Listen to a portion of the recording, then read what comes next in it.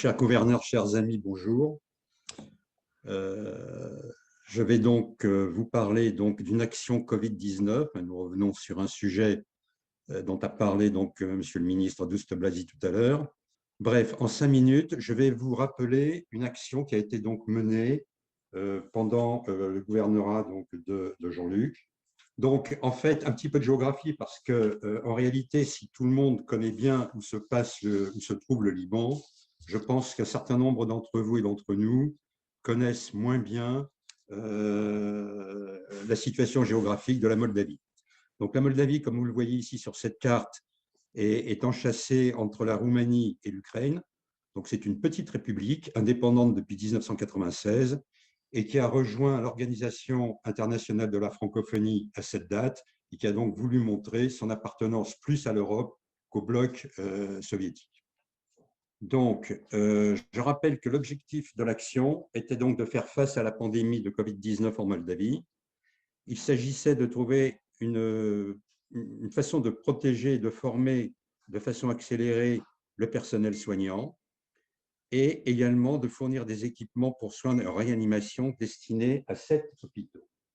Les 3 acteurs de l'action étaient les suivants: le Rotary Club de Saint-Cloud, qui a donc été le club international dans le cadre de cette demande de subvention mondiale, le e-Club international de Moldavie, qui était le club local, et enfin, le 3e acteur, le comité interpays France, Roumanie, République de Moldavie, qui en fait a été l'initiateur et le conseil du projet.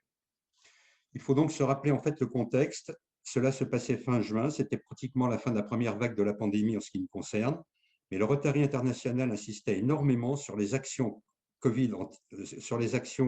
anti-Covid-19 et demandait donc en fait d'accélérer toutes les actions internationales à ce moment-là. Et les 2 clubs ont donc pris l'initiative de monter une action Covid-19 qui a en fait été montée je dirais, en 1 mois et dont on verra qu'elle a été exécutée également de façon extrêmement rapide. Les matériels qui ont donc été achetés, qui ont donc été livrés sur place sont les suivants. On les connaît bien, hein. Il s'agit de masques chirurgicaux, il y en a eu 1500, des gants médicaux, il y en a eu 45 000, des visières, des surchaussures, du gel hydroalcoolique. Il y a eu également du gel hydroalcoolique, des moniteurs de contrôle, bref, tout ce qui concerne la réanimation et les soins donc pour ces hôpitaux. En fait, il s'agissait d'équiper 7 hôpitaux localement. Ces hôpitaux avaient été choisis par le ministère de la Santé et donc nous avions l'assurance que le matériel pouvait donc être livré dans de bonnes conditions et fonctionner dans de bonnes conditions. Pourquoi être livré dans de bonnes conditions? Parce que tout simplement, il a été acheté sur place, donc pas de problème de transport, pas de problème de dédouanement dans ces pays. Tout a été acheté sur place et tout a fait travailler en réalité donc des sociétés locales. Le budget de cette action était de 56 000 $. Ces 56 000 $ ont été financés par 8 clubs de 4 pays différents, ce qui a représenté 24% donc du budget, par 3 FSD, c'est-à-dire 3 fonds spécifiques de districts de 3 pays différents, ce qui a représenté 15% du budget, et un district qui a donné 22% donc du budget. Le solde a été fourni par le Fonds mondial dans le cadre de cette subvention mondiale.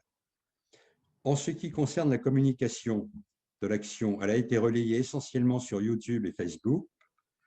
Plus de 700 personnes ont pu suivre cette action. Donc, sur un plan, je dirais, de la communication, c'était assez nouveau et ça a donc parfaitement marché grâce en particulier à ce e-club extrêmement actif.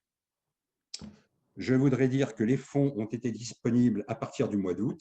L'action a été terminée en novembre et le dossier a été officiellement clôturé par la Fondation Rotary le 5 mars.